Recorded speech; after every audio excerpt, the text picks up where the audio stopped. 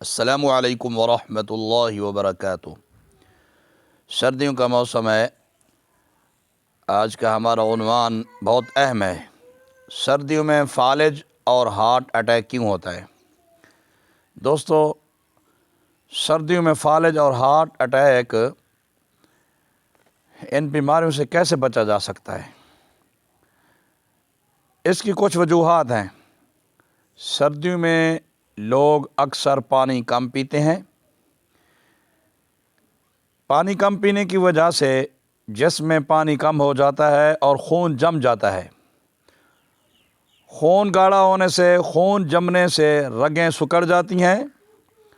اس وجہ سے یا تو ہارٹ اٹیک ہوتا ہے یا پھر فالج ہوتا ہے۔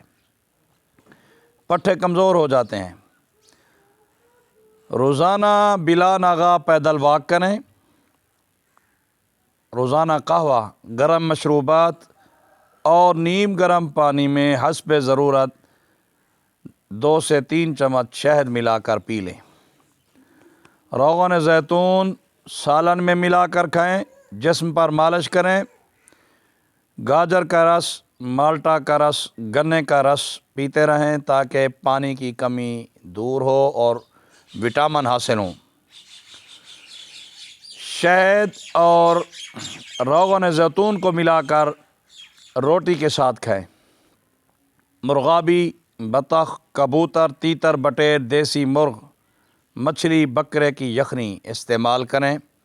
اپنے سر پر گرم ٹوپیاں پہنیں، سکارف، باڈی پر کوٹ، سویٹر، جرسی، پاؤں پر جرابیں، موزے پہن کر رکھیں۔ بلا ضرورت شدیدہ باہر نہ نکلیں۔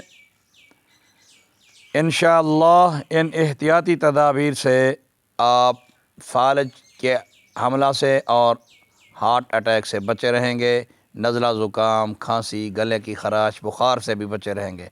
بس اپنے آپ کی حفاظت کریں۔